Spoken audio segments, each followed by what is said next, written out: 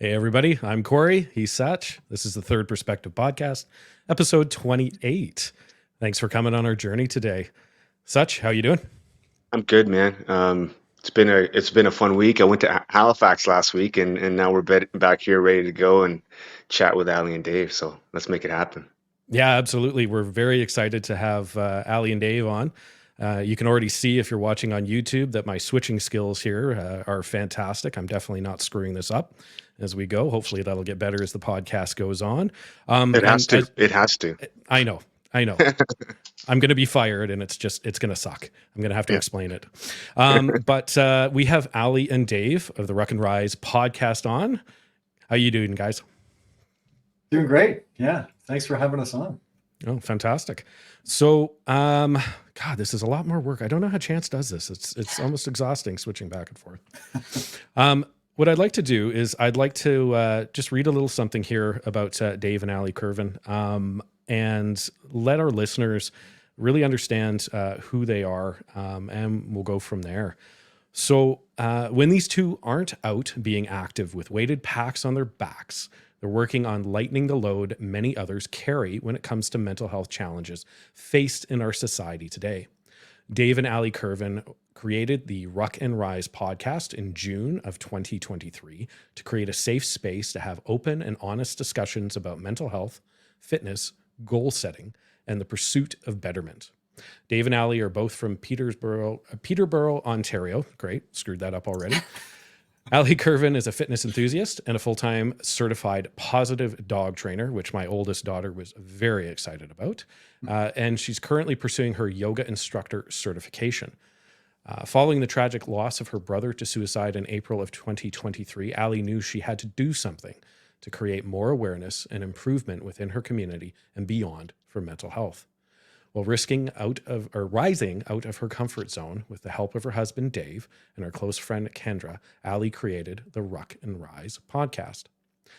Dave Kervin, a primary reservist with the Canadian Armed Forces and ambassador for Wounded Warriors Canada, has always had a passion for health, fitness, and helping those around him achieve their goals to keep moving forward in life. Between friends who have faced battles in armed conflict to those on front lines in our communities, Dave is always seeking the next approach to better support those around him as they continue on their path for betterment. And I honestly couldn't be more excited to have you guys on, and that's a wonderful write-up for you guys, because you guys just exude warmth and welcomeness and everything else. And why don't you guys, if I've missed anything, why don't you guys introduce yourself to our listeners? No, that was, yeah, it was great to hear. And that blurb on Ali, I get warm and fuzzy when I hear sort of about her rising out of her comfort zone and creating the Ruck N Rise podcast. And honestly, I'm incredibly proud of where she's evolved to and where she's continuing to go to, just within the last, I don't know, year or so. It's good. But Ali, I'll let you you can take it away on that. I'm blushing. I know. Yes. It's always fun for me to make her blush, even after 5 years or whatever. So it's Yes. I think that kind of sums us up in a good way, just for people to sort of know what we're about and get an idea about us. And I will give Dave the credit for writing that, because he's a good writer. So I asked him to do that, and I was just the middleman, and that's how I get things done. Fantastic. I want to start us off with one question here. How did you guys meet? This is a great story. This is a fun story. So we met. I started volunteering at an animal shelter here just outside of Peterborough, and Ali was the dog coordinator at that animal shelter. I didn't meet Ali right away. I spent some Wednesday afternoons volunteering times with the dogs there to take them out, get them active, just socialize with them, and just have. I love dogs. I love animals, so it was a great way for me to spend some time around dogs. And I think it was a couple months into my volunteering there that I showed up on, I guess a Wednesday afternoon. And to my delight was Ali doing her shift as the dog coordinator. And so we met, we met that day. And then she introduced me to A difficult dog. yeah, I think, and I'll let her tell the rest of it, because I think that was her test, actually. It wasn't a for me. test. Well, I didn't know it was a test. But I it think was a it's test. Yeah. So I had been working there part-time and our days didn't align. And then I went to full-time at the shelter. And sure enough, on a Wednesday, this guy walks through the door and I thought, who was that? All right. Yeah. Yeah. And so yeah, there was this difficult dog there. He was really sweet once you got to know him, but he was hard to introduce to strangers, new people, specifically men. I got a good read off Dave pretty quickly, and he, we chatted, and I thought, oh, do you want to meet this dog? And he said yes. So we went outside, and when she says difficult dog, so this was an American bulldog. So this wasn't. I don't want to be judgy about breeds. No, and it wasn't, and no, like, because this was a sweetheart of a dog, and they often are, but it was a very powerful. He was, he's muscular, big, right? So you can't mess around with this kind of thing. So, but I trusted my ability with the dog and my relationship with him, and that Dave was very, he exudes confidence and calmness, and I figured he was going to kind of follow instruction, and he did. So, we went out to the yard, and the introduction went really well. Lambo, he played with this rock. He was delighted to meet a new friend. There was toys there, but he wanted to, he was bringing us rocks and stuff. And yeah, we actually hung out, I don't know, for at least an hour and chit-chatted, and the rest is kind of history. We started talking and just never stopped. Our first date was a run. Actually, we went out for a run, and that, sparked, or that obviously set the tone for our connection to health and fitness. And from there, it just kind of grew and blossomed, and he couldn't get rid of me. That's it. Fantastic. I was joking with Ali prior to you jumping on, Dave, and I said one of the main reasons why I know I wanted to have you on was the fact that you guys are such a dynamic duo, and everything that I see you guys doing, it's not specifically individual, but it seems that by being together, you're more than the sum of your parts. And I know we explain that repeatedly to people throughout our lives, that that's the ultimate thing. But for me, I think it actually really works with you guys. And I was joking, and I said, I went grocery shopping with my wife today and almost got divorced. Like, just the decisions. I don't know how you guys do it. Like, I don't understand where the magic comes in, and what makes it specific to you guys, whether or not it's you, whether or not it's your situations. But that's my question. If Satch doesn't have something, I'd love to pile into another question here. No, I'm Satch? good. Continue. Okay. Yeah, we're good. So my question to you guys, very simply, is what makes Dave and Ali work? It's honestly, it's really easy. Like, we have a very easy relationship, and I've been asked that question before. How things fit together for you guys, and Ali and I, it's just easy. We have a partnership. We're best friends, and and then just completely in love. And she inspires me on a daily basis with just getting after with things, and I think it works the other way as well, with me doing some things that hopefully inspire her as well. And like I say, it's a very easy dynamic. So if we're in the grocery store, we know the aisles that we're going down, and we know the food that we're going to put in the cart, and I try not to steer away from the items too much. Yeah, and in the grocery store, the key is just to make sure that I've eaten before we've gone, because I turn into a different human if I'm hungry. But Dave knows that, so if I say I'm hungry, it's already too late.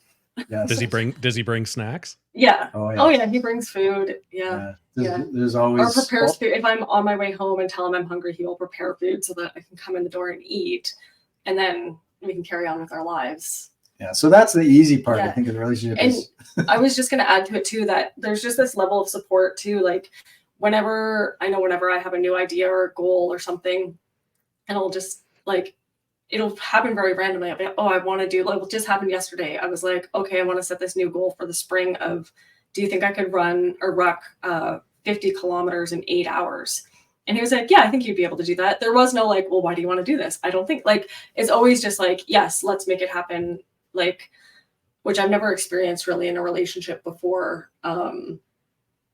Just that high level of support. Like, it doesn't matter like why you're thinking of it or where did this idea come from. It's just like, oh, that sounds amazing. Let's go for it. And so that gives you another, like, a little bit more confidence too.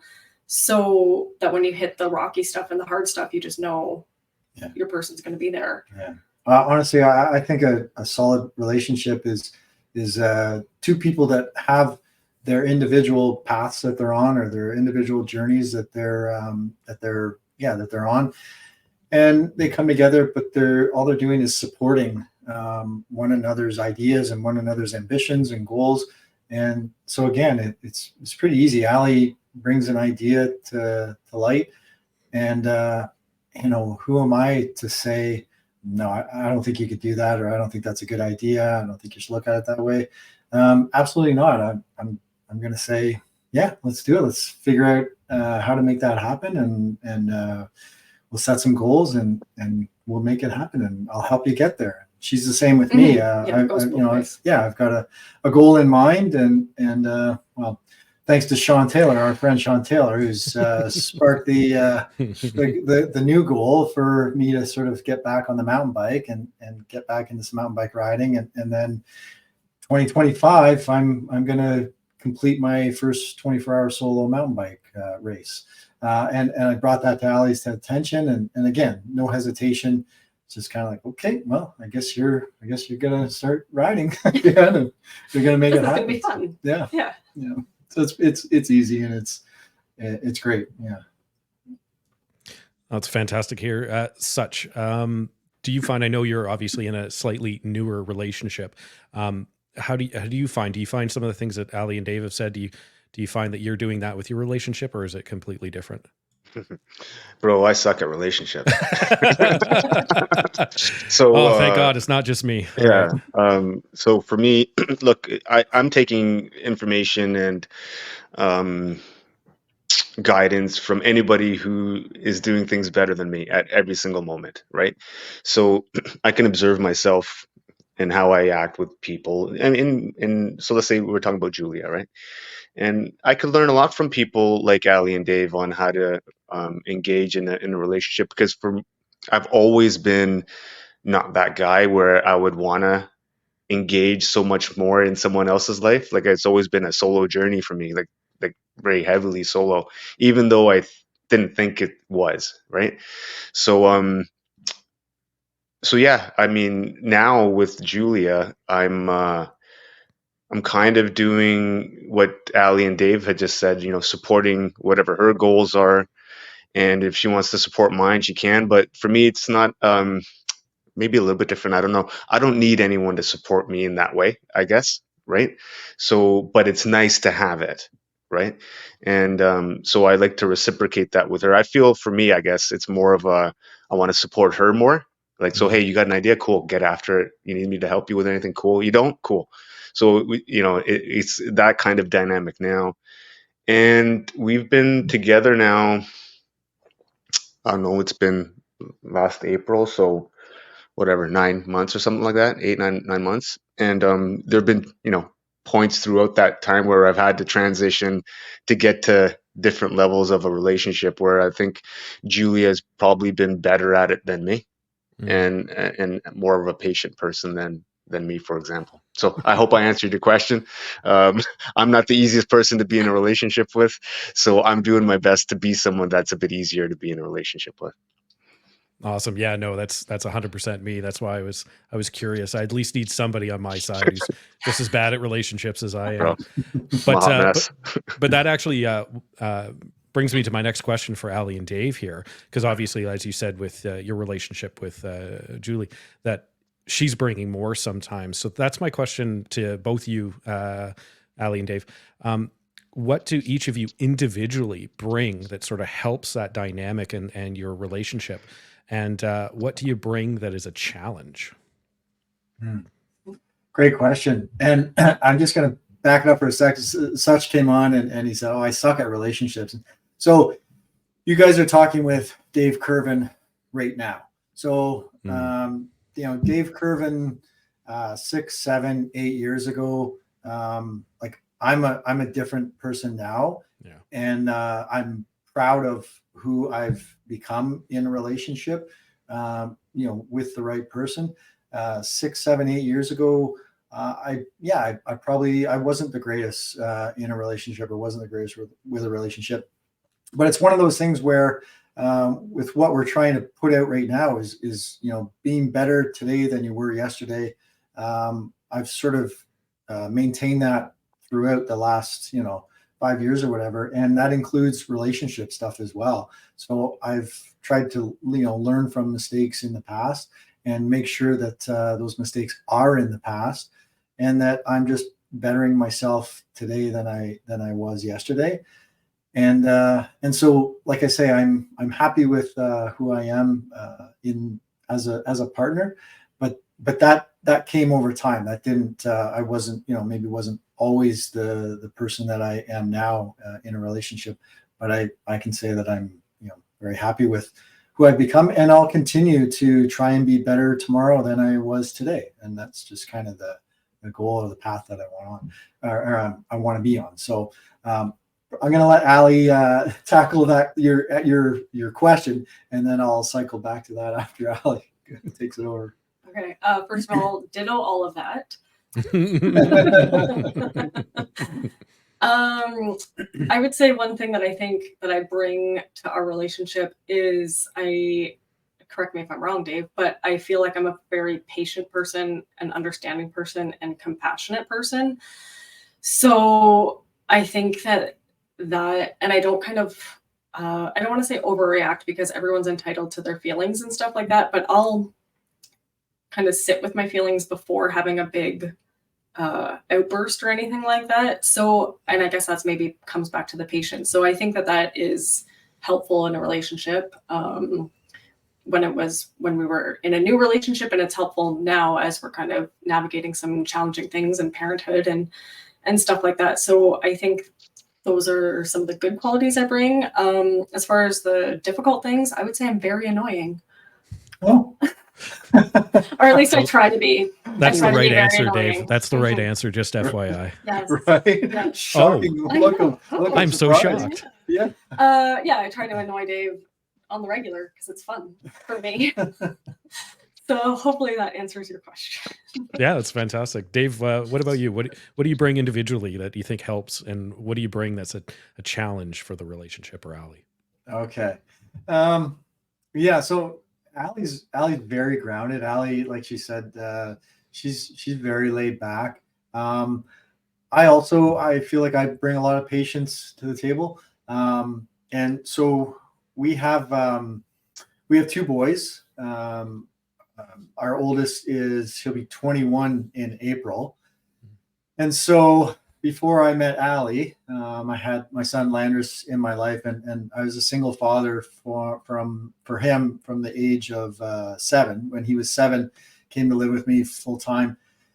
So that journey in its own helped me create a lot of patience, and then also just a lot of experience as a parent.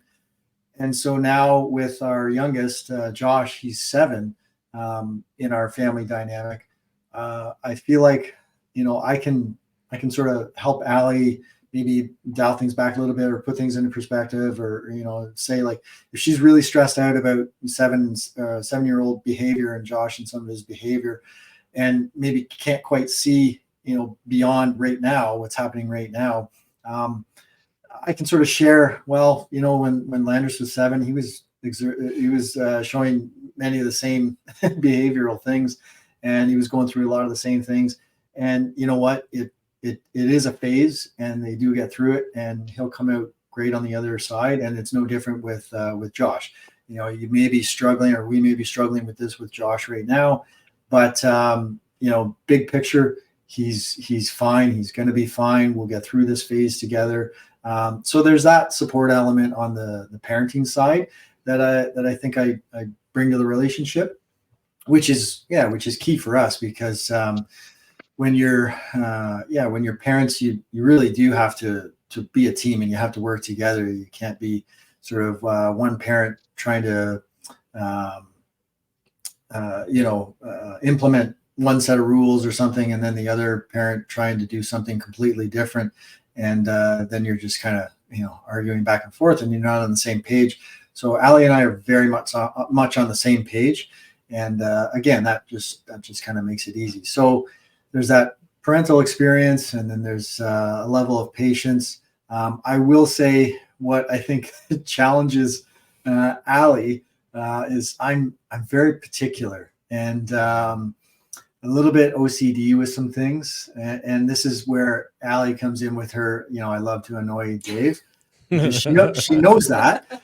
She knows that, and she knows my little quirks and my little things that will, maybe kind of set me off. And I don't mean set me off as in like, I'm going to lose my temper or anything like that, but just sort of get under my skin a little bit. And so she'll poke those and poke me with those a little bit. And it's all in fun, because again, I have the patience, and I can laugh it off. We can laugh it off together. So, but I am fairly particular with some things, and I'm pretty sure that gets under Ali's skin a little bit. So.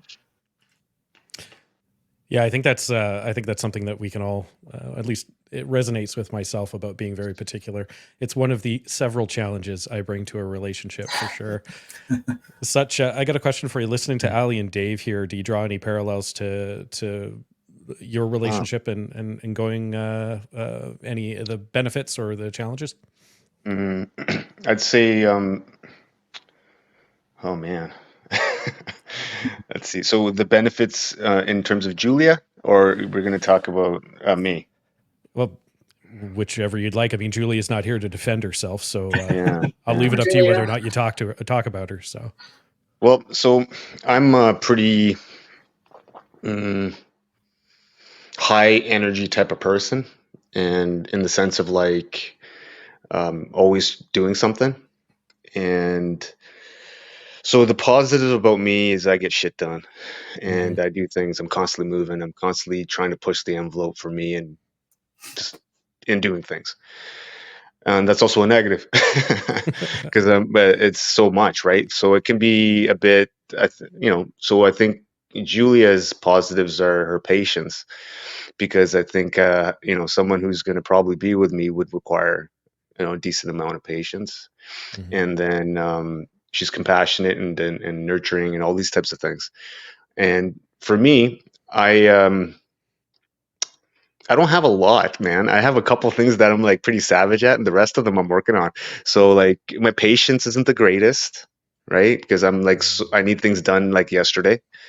And so the patience I'm working on. Compassion, I've been working on that as well, in terms of just in a general sense of compassionate. And so what do I mean by that, man? What I mean is, like, let's say if I'm having a conversation with Julia and she's like, oh, this person that we know, this, that, and the, happened to this person. And typically, and this might sound bad, but I just don't give a shit. I don't care. I'm thinking about what I need to do. But so if I take a step back and take a moment, then I try to engage it. So another example, today I was with my daughter and her nana. And my daughter was mentioning something about, oh yeah, the weather was bad and this car was driving, and they heard on the news that a dog got hit and killed, and from this accident. Now a few years ago I would have been like, okay, whatever, okay. But now I understand that perhaps I should engage in that conversation a bit more and say, oh, that's sad. But I think for me, I haven't been that guy for so long where it's engaging in those types of things. I don't really I don't know. It sounds bad, doesn't it? It sounds really bad, but I just generally don't slow down to think about those things, and I just keep moving. So from a positive perspective, I get things done. From a negative perspective, there's like 15 things I could mention that I'm not great with relationships. But what I was hearing from that though is you acknowledge a lot of that stuff. So I would say the fact that you even acknowledge or bring up those I don't want to say downfalls, but characteristics.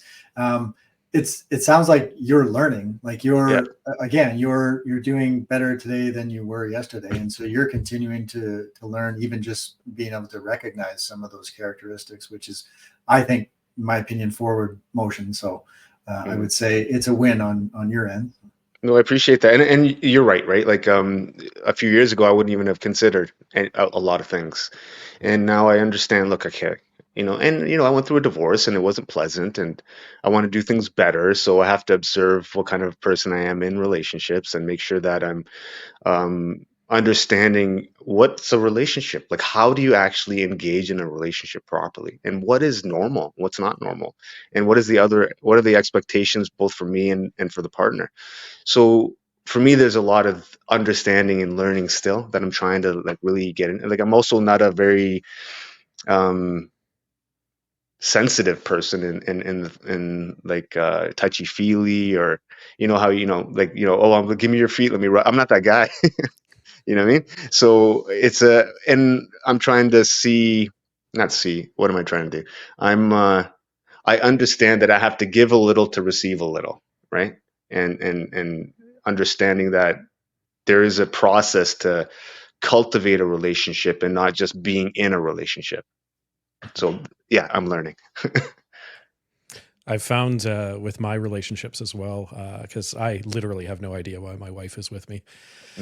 It's a joke, but at the same time, I know there's been some challenging times where I'm just like, I don't understand where she's getting this patience from, because I couldn't do it myself. But I found that listening to all of you guys, it's not about what the relationship gives to me. If I think about it in terms of how would this person feel if I did this? And that can be good or bad. And if I look at it from their point of view rather than what it costs to me to give it or what I would get back from it, but simply how they would feel if I did this, positive or negative, it opens up a world that I just wasn't capable of understanding before, because it was always like, well, I'm going to do this so I can do this. And it's like, well, it's not successful. That's not the way to do it. Because if I'm constantly focused on not how you're going to feel, as in I'm only thinking of you, but I'm like, you know what? You mentioned earlier, Ali, when you'd say you were hungry and Dave would make food for you, you just know to make food for you. But if I'm like, you know what? She'd probably really enjoy that if I made food for her. I know I'm getting love back, but I don't do it because I'm going to get love back. So, Yeah. Sorry, go ahead.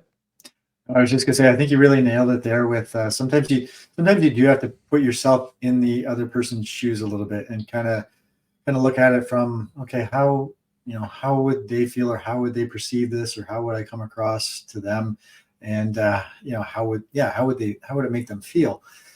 And I think that's really key in being able to sort of share things together and work together in a partnership. When you're able to kind of sit back and put yourself in their shoes for a second or two, and you might do some things differently, or you might talk a little bit more, communicate a little bit more about what your partner might want or need differently, and then you just work it out together. Yeah, I think just as you were talking, I was thinking about why have I sucked so bad? That's what I was thinking while you were talking. And I think part of it is a fear of being hurt, right? And a fear of not having reciprocation or being taken advantage, whatever the fears are.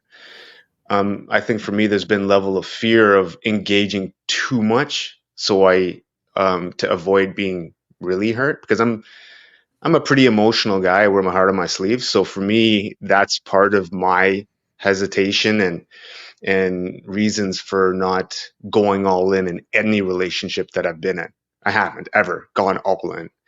And I think what you guys are talking about is you got to go all in. You got to be so in a relationship where you're not caring about any of the other reciprocation. You just want to do for the other person. And I think that's still a process for me anyway, getting to that point. And to that point, and I know we've probably covered this off a few times in the last half hour, but I guess I'll address this to Ali and Dave. What do you think other couples can take from you to be better themselves? And it's not necessarily like a specific thing, like make food for your wife if she's complaining she's hungry, that sort of thing. But what do you think the other couples, listeners or whatnot, what do you think they can take from you guys to be better? It's funny. Part of me wanted to do the Step Brothers thing, 3, 2, 1, name the first thing that comes to mind, because I feel like Ali's going to say the same thing as me, and it's going to be communication. Maybe I'm wrong, but You're wrong based on a reaction. Yeah, I was I going know, to say but- that's not a good reaction. No, Paul. I thought, oh, that's a good answer. My answer wasn't as good as that. But I personally, I think communication is a key, and because if you can openly discuss like what's on your mind, what's feeling, if you're not reserved or holding things back, or just, I'm not going to say suffering in silence, but just not openly talking about how things make you feel, or how things, what's going on in your life. If you're not able to communicate that with your partner, I think you'll really face kind of an uphill battle. So communication, in my opinion, is on the forefront as far as one of those key aspects in having a healthy, good relationship. Mm-hmm. Yeah, 100%.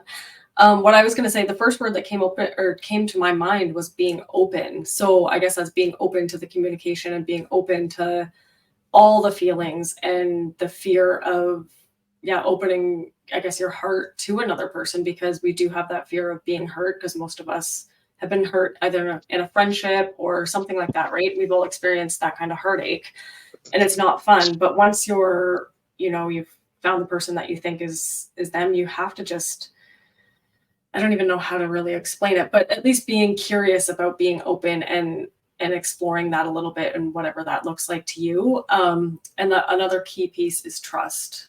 Like, trust is just huge. If you don't trust your person, it's going to be really, really hard for you. So, just allowing that person to see all of you and know that they're going to hold space for you when you're hurting, and that you don't have to actually do it alone. And there's a massive level of comfort that comes with that. Not, for yourself, but also for your partner as well. When you have that level of trust and that openness and that communication, you can relax. Like you're just so at ease, and makes everything else in life that much easier to tackle, that much easier to take on, because you're just that much more comfortable sharing things with your partner and working things out together. So when challenging days arise, you've got someone next to you or beside you that you can share the challenge with, and you've got the trust, and you can feel confident and comfortable that they're not going to judge you, and they're going to assist you any way that they can to get through it. So there's that aspect as well. Yeah, I'd love to build on something that you guys were saying, which is being open. And I think that there's a bit of a misunderstanding when it comes to being open, especially in a new relationship. So you've been hurt before, but you're not going to let that happen again. This time you're going to open up. And I think that the way that I look at it is being open, especially in a new relationship, is not opening the door and then immediately dumping everything that's inside on the other person. And I think that people think that is something that they need to do. If I'm going to be open, I'm going to tell you every bad thing that ever happened to me, or this is how the last relationship scarred me or hurt me. And it's not to say that you don't have very valid reasons for all of those things, but it doesn't mean taking all of that baggage and then immediately dumping it on the next person and expecting them to carry it, even though they're not the cause of it. So the analogy, I guess, that I would look at is being open is like walking up to a house and opening the door. You don't immediately pick it up off its foundation and shake every piece of furniture out of it and expect the person standing at the door to catch it. But it's a simple fact of, come on in, take a look around. You don't have to be in here very long. You can go back out and stand on the stoop again. That's fine. But the door is always open for you to come in. And eventually, if you want to do some redecorating and things like that, I'm fully open for a collaboration with you. But again, I've had that where somebody's like, it was all good. I asked something. I told them they could be open with me. And the next thing I know, it was every horrible thing that had ever happened to them over the last 10 years. And it was so much. And I just didn't know what to do after that. So just a thought. I don't know if I'm off base on that one. I think that was a great analogy, personally. Yeah, I liked it. Yeah. Fantastic. I think it's also dependent on the person too, right? Oh, and when I hear open, I hear open-minded. Just be an open mind, receptive to things. So it makes sense. Yeah, awesome. Back to Ali and Dave here. Another question that I have, because I know your social media, something that I'm trying to work on a little bit here. Such is really good at it, but I love your guys' posts. I love the honesty of it, your challenges and everything else. But it always seems, again, that it's not too many individual things, even though I know you have your own individual channels and stuff like that. But I see you guys as a team. I see you guys as accomplishing things as a team. So my question is, what has documenting your journey taught you? Yeah, another great question. Again, and I think it falls back to that sense of community and what we're trying to achieve and what we're trying to build within, this community. And I mean, like, not just our local community, but you guys, you're part of this community, the collective, everyone just trying to look out for one another and push one another into doing better things for themselves and the people around them. I think that's one aspect of it. I lost my train of thought, so you'll have to take over. Yeah, documenting our journey has been kind of cool. Especially, Ruck N Rise started in June, just after we lost my brother to suicide in April. So being able to document it and be open and write stuff down, or some of it is through lives or through challenges that we're doing, that has all been a really, really important part of our healing process. Because it's a very safe space, our online Instagram presence. We've had amazing support from you guys, from so many people who we have now become friends with. Some we're meeting in real life. So it's a really, I want to say, like, it's almost easy to open up there, whereas sometimes it can be not as easy to open up to, like, maybe someone who your best friend in real life who you're with all the time, because you can, like, write something down, I'm feeling this, you can write it, you can put it up on the internet, and you can go away from it and get space from it. And you don't have to sit with it necessarily if you don't want to. So I find that has been kind of a nice part of it. Yeah. And I think, like Ali says, that openness and that honesty, and it's sort of what our whole platform with the Ruck N Rise podcast is based off of, is that it's okay that like we share and we post.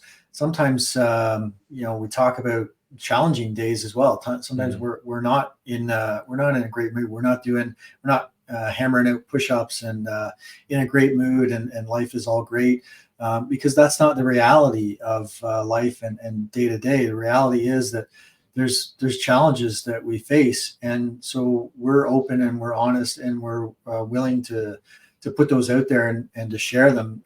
And again, I feel it's just sort of strengthening the community around us and that support network. And it has been amazing when we, have faced challenges and go through some things. Again, we're pretty open and honest when we have those discussions and we put those things out on social media. We want to show people that it's okay to have those discussions and those conversations. And there's others that are out there listening and others that are going through things as well. And just like, everyone reaches out to us in support, it's the same on the other end. We encourage others that may be going through similar challenging times. We're prepared to listen. We're here for you. And we're just one big team trying to support one another. That's awesome. How do you find, because I know you're on your own journey, obviously, an individual one as well. But how do you find documenting your journey? Have you had similar things to what Ali and Dave have come across as you've gone, and has that evolved? Hmm. Yeah, I mean, I think it's evolved over the last couple of years. Initially, when I was doing it, I didn't even know what I was doing. I was just posting things every now and then. Hmm. And I think over time it's evolved into obviously meeting new people, connecting with others that are in the same kind of space. And then I see myself now as maybe someone who's doing some things that maybe some others aren't. And if I can continue pushing that forward and then uploading that onto social media to give people options or inspire others to do other things, that's kind of where I'm at now in terms of my social media presence and when I'm posting things and all that kind of stuff. I just think about what's natural for me and also what makes sense for me, like what feels good. But fundamentally, I just document what I'm doing and showing that because I want to be as honest as possible. Because when people are on social media, they tend to not be very honest or transparent or even authentic with what they're trying to do. So I'm just trying to be as authentic as I possibly can throughout the entire time that I've been on social media. It's probably gotten better over the last couple of years because I'm so on it that I'm just trying to figure out how to do it better and better. But it's the same kind of idea, and I really appreciate that this community is here, man. And we're meeting all these different people that are kind of on the same page, and I can relate to what they're saying because I mean, I up and went to Peterborough and hung out with them, right? Like, I mean, when does that happen, right? Just from social media. And then also I hit you up randomly, Corey, just to say, hey, what's going on? So like, these are just things that are kind of happening around us, and it's pretty awesome. It is awesome. And I want to jump in there because go ahead. What we see on social media from Such and many others is inspiring. So it's inspiring us, and then so what we're trying to put out there, we hope inspires others around us as well. I mean, there's a certain level of competitiveness as well.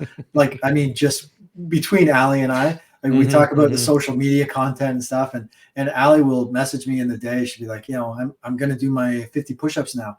And I'll write her right back. I'm like, no. Like, wait till I get home. Like, I want to do them with you. Let's do them together. And so there's that aspect of it as well, that, we're in this together, but we're also a little bit competitive too with one another. And that just makes it fun. And we hope that it inspires others to just try and do a little bit better, do a little bit more for themselves today than they did yesterday. Yeah, it's fantastic. It kind of makes me a little jealous of my social media, which is nothing but sourdough bread and musings about why my daughters are going to eventually end up killing me. So I find that funny. But I want to switch gears here a little bit and make sure that we spend some good time on a topic that's very passionate for you guys, which is your mental health advocacy. I know I've definitely learned a lot, and you guys have been very honest about leading up to this, about why you're passionate about it. But I wanted to know maybe a little bit more of a deep dive on what makes mental health a passion for both of you, rather than just necessarily individually, but feel free to explain why individually as well. I'll let you tackle this one. All right. I would say I was not, how do I start? Well, it became real, I guess. Yeah, it became real for me in April of 2023 when my brother passed away due to suicide. So he had been struggling with mental health for the last few years, and we were aware of that, like his family. And we were always very close. And in the last year, especially, he was struggling, but he was also receiving professional help. And we kind of thought he was on that, I don't want to say upswing, but we sort of, I thought he was kind of doing okay. And turns out he wasn't, because it is, you never really know what's going on with somebody, even when they're telling you some things. So yeah, that happened. And that was like a real wake up call for me. And it just seemed like it's something that affects pretty much everyone, and not enough people are talking about. I would say now that I'm more involved in this community, I see this big push, or maybe this push was happening before, and now that I'm in it, I understand it more and see it more.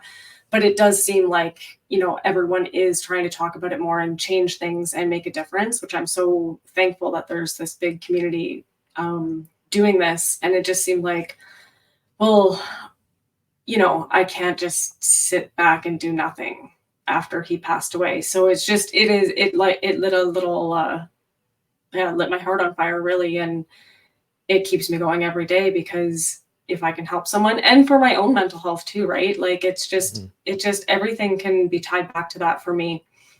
And so I just want to keep pushing forward and make more. I think one of the problems is that there's just not enough support for people who need it right away. For therapists, like there's huge wait lines, or you can't afford them, or there's all these, and I don't know all the solutions to all the things, but if I can help one person, I'm gonna try to, for sure. So, and there's lots of different ways that I've sort of discovered for myself that have helped my mental health majorly now that I'm so focused on it. So going for a mental health walk, going for a walk out in nature, walking your dog, sitting outside, yoga, like there's so many different things. And all of those pieces have been huge for my own personal healing in grief, but also for my mental health. Because I know that if I don't do those things every week, every day, my anxiety starts to get higher and everything else starts to fall apart. So it's just, it's so tied into my own mental wellness and my physical wellness. Like it's all so interconnected to each other. And I just want to make that more available for other people, if that makes sense. Yeah, totally. And I want to touch base on something you were saying there. What is something that you think people aren't talking about when it comes to mental health that you think that they should? Because I know we have a lot of things that we like talking about, but what is something that you found through your journey there is something that we should be talking about but aren't? One thing I think that we were watching this documentary the other night, and it's like we're waiting until the mental health issue is so far gone, or so started. Like we're waiting, like you take reactive. Because when you're, you take your car for an oil change on the regular before things happen. But for society, we wait until these terrible things happen and then we try to fix the problem. So what if we started teaching some stuff to children, coping mechanisms or breathing strategies, mindfulness, like all this stuff to help them so they have the skills when they're faced with difficult things in life, because that's just how life is. So for example, one of the things they were teaching in this kindergarten class in Australia, I think, is they called it starfish breathing. So you inhale, exhale, inhale, exhale. And maybe everybody else already knows about that. It was new to me and I was like, that's brilliant. So I talked to our son about it the other night, and apparently they do that every morning at his school. In his grade 2 class. In grade 2 after O Canada. Yeah.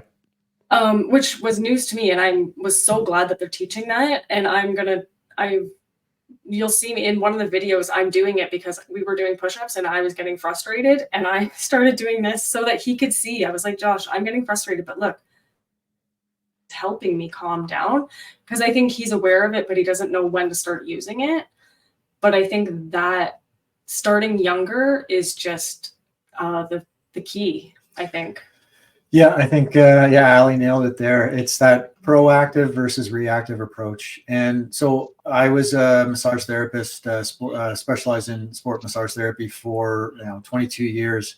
And I used to really hammer home to my clients the proactive approach versus reactive approach, because the majority of people that I would see or be booked in for treatment was as a result of a reactive an injury was sustained. And so they needed to come in to get it treated, to get back on track.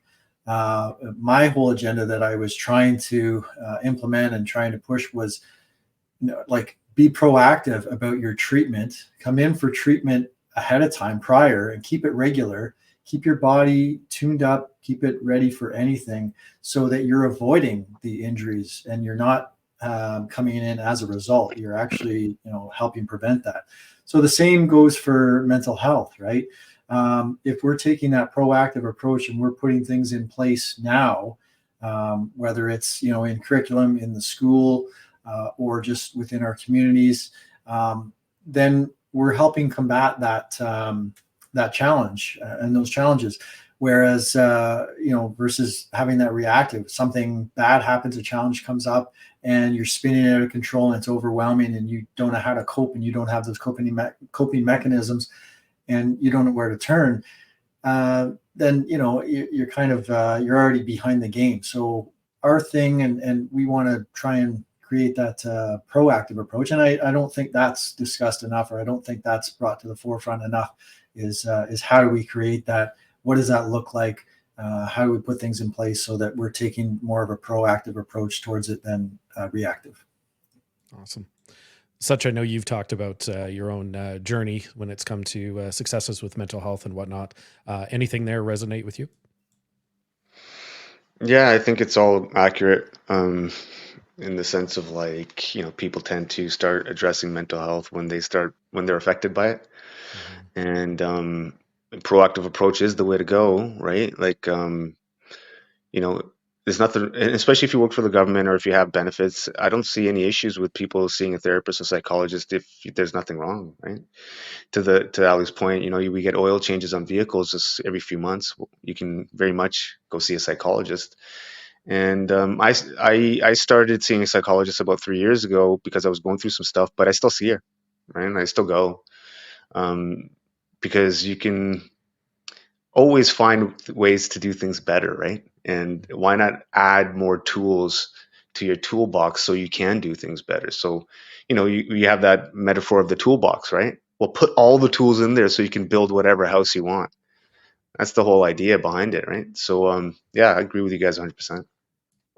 And sorry, just jump in again on that note. Such, every Olympic athlete that I ever worked with, I think they all had regular appointments with a sports psychologist, and not because that there was something that needed to be necessarily addressed in a negative connotation, but because they were taking that proactive approach, and so they were talking with the sports psychologist in order to just better themselves, to have that sort of advantage, and then it just prepared them again for whatever they were going to face, training wise, but also just within their lives as well. And so they were kind of getting it. They were on the right path, well before a lot of the community around us. So I think everyone should have that approach.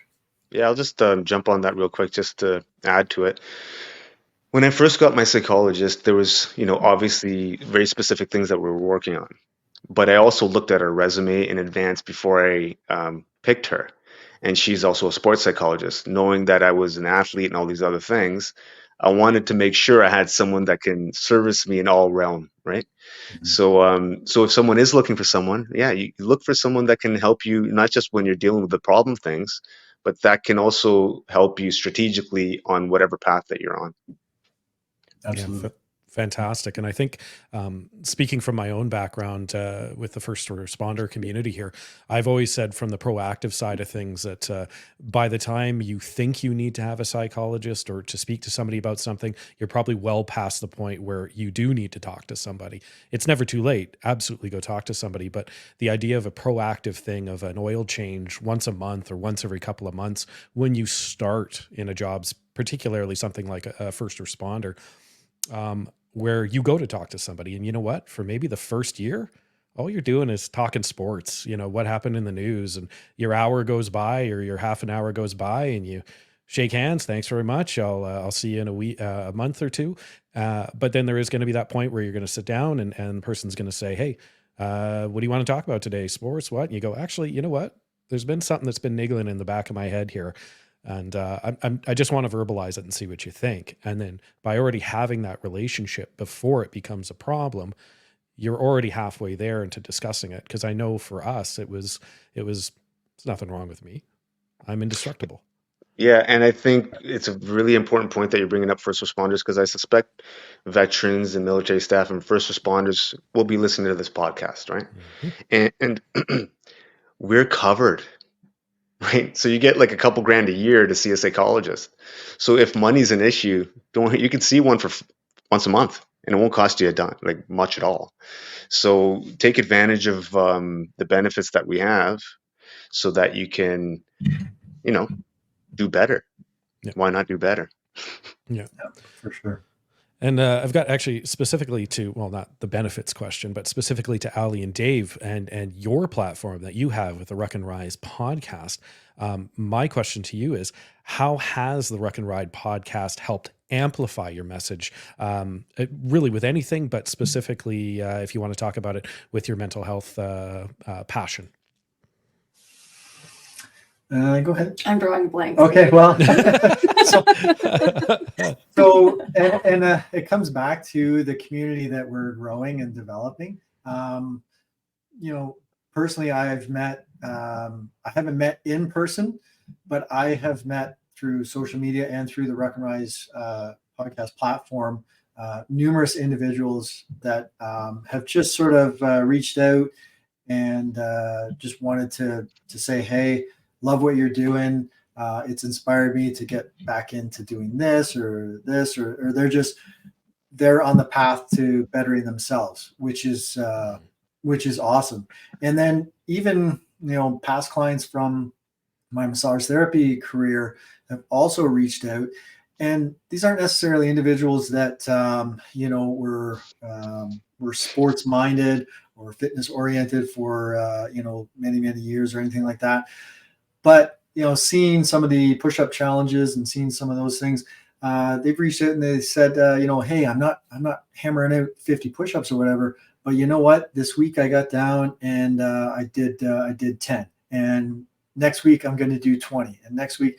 And so even just those messages, it's been amazing to receive those and to see that, maybe we're not reaching, hundreds and hundreds of people. But I always said to Ali, if we reach one other person in the community that hears our podcast or hears our platform and inspires them to want to do better for themselves, then we've succeeded. It's a win. And so we've had that, and it's great. It's great to hear. Mm-hmm. And there may be people who don't reach out, but who are kind of watching or taking some things in and implementing some things into their own life, and we never hear about it. And that's absolutely okay. Mm-hmm. But I like to think that it's helping people. Yeah. Yeah. I think it's something that's really funny is I didn't realize it until I was thinking about questions for today to ask you guys. But when I see your stories or your reels, talking and communicating with people, whether or not it's time lapse or whether or not it's live, I actually have a comfort out of watching that for whatever reason, mainly because I'm not the one doing 50 push-ups at the time. But there's a comfort there that I didn't realize I was getting from it until I'd have a busy night at work and I wouldn't check it until the next morning. I'd be like, oh, okay, there it is. There's Dave. They're still there. They're still there. They're still doing that. And it was funny because it was such a comfort. And specific to your point about somebody talking to you or reaching out to you and saying, hey, I didn't get 50, but I got 10. Think about it as to they're the base for several different people. So if they're getting down, they're doing 10, they're being better, man, that amplifies to everyone they're a base for. So, absolutely. Okay. It's only 10 push-ups, but man, that amplifies. Somebody sees that and goes, awesome. Somebody in their life sees that, awesome. And it just amplifies as you go. So I just wanted to make sure that we touch base on that one. Yeah, awesome. Yeah, I agree 100%. Mm-hmm. Another question for you. I know we're running short on time. You guys are heading off for date night, which I wasn't going to mention because I think you're making us look bad here in couples. But what has been an unexpected triumph along this journey promoting mental health for you guys? And what has been an unexpected challenge? Oh, that's a great question. All right. Well, I'll tackle the, I would say, unexpected triumph, I guess, and I'll bring it to the Wounded Warriors fundraising. So, this year and such was involved with it.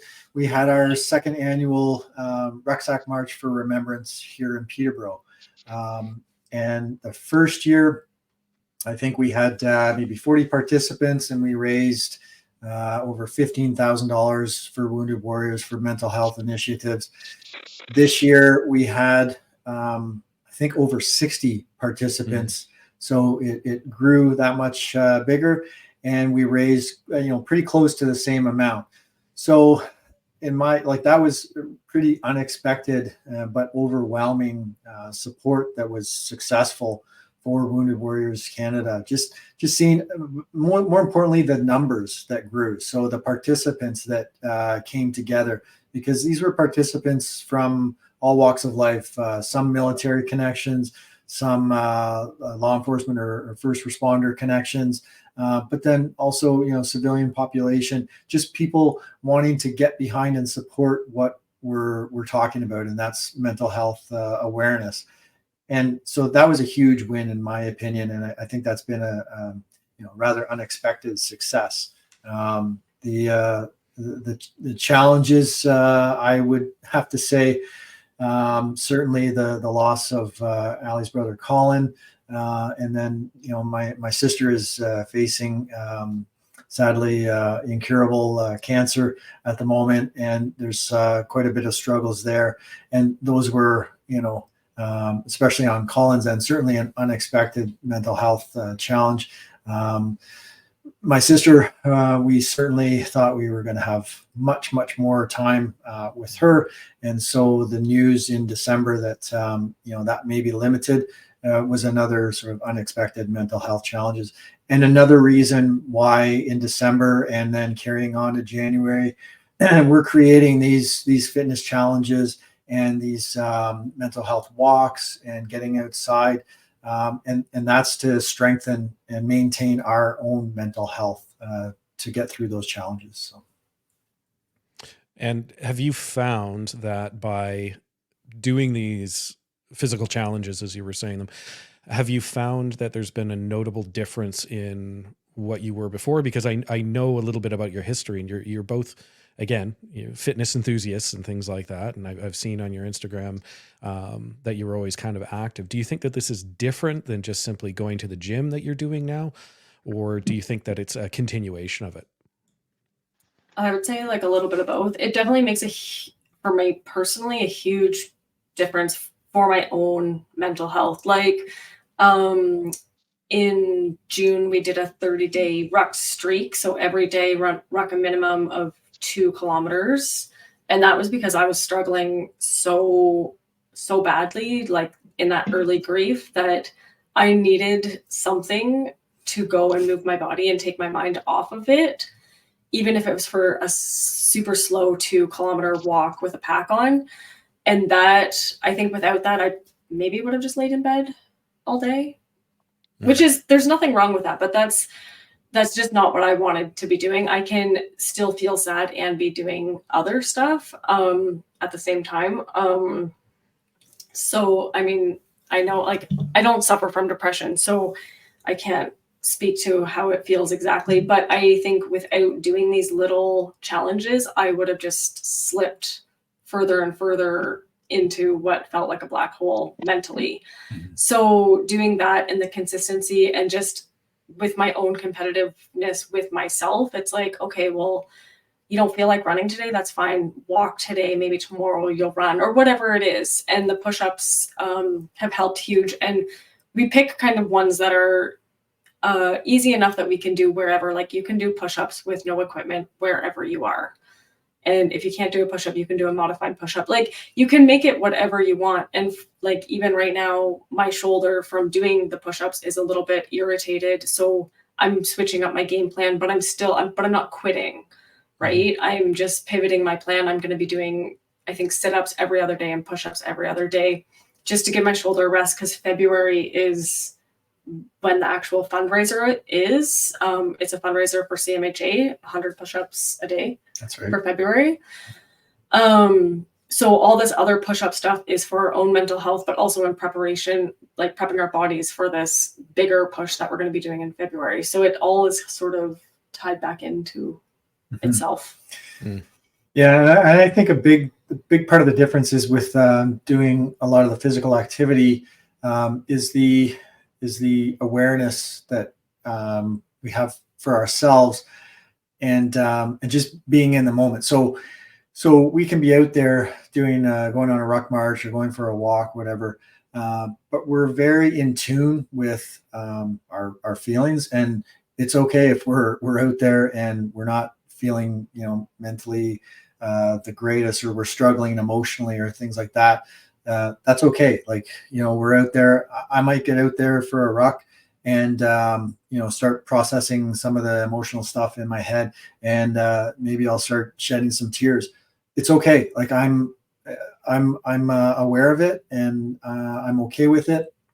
And I'm out there being physically active, so I know that I'm doing something good for my physical health, but also my mental health, because I'm allowing those emotions to happen and release, and I probably need that, and then I can come home and sort of carry on and just be in a better place.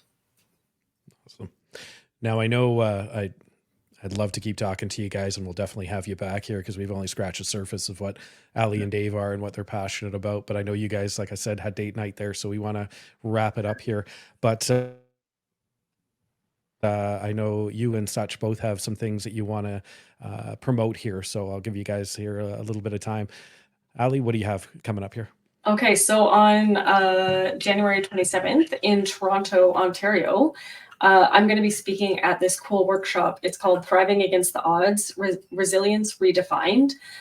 Giselle from the Breaking Dress Regs podcast has put this together. There's some amazing speakers at it.